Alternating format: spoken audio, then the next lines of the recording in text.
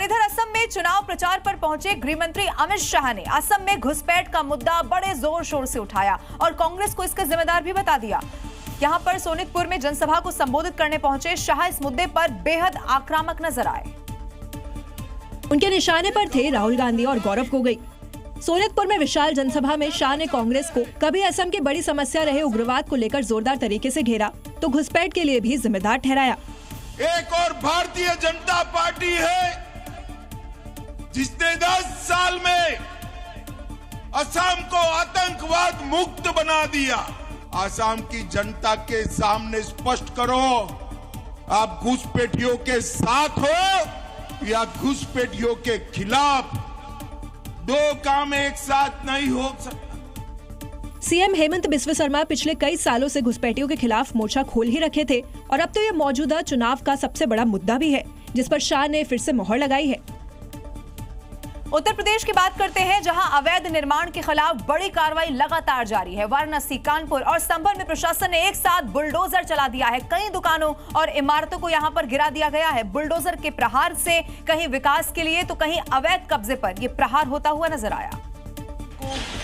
दाल मंडी का चौड़ीकरण हो या कई सालों से चल रही अवैध दुकानें या फिर मस्जिद मदरसा, बुलडोजर तो गरजना है।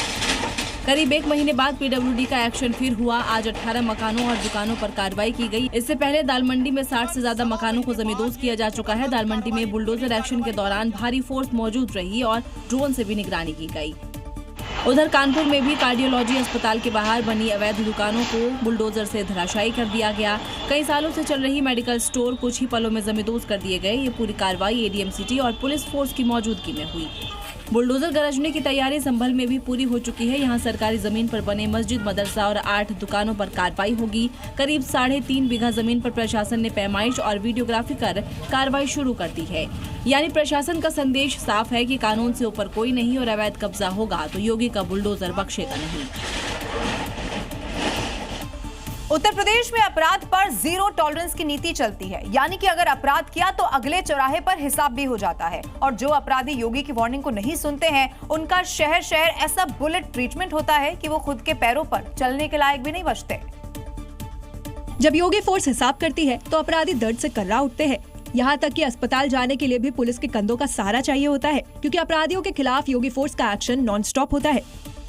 अपराधी कोई भी हो, माफिया कोई भी हो, किसी भी प्रकार का कोई सरपरस्त क्यों न हो, अगर उसने कहीं दुस्साहस किया तो ये मान करके चलिए कि वह अपने उस दुस्साहस के लिए यमराज के पास जाने के लिए अपना टिकट काट रहा है।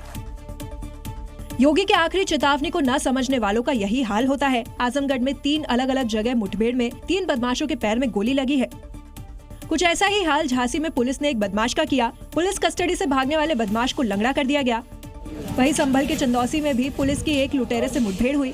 पुलिस की गोली लगने से बदमाश घायल हो गया।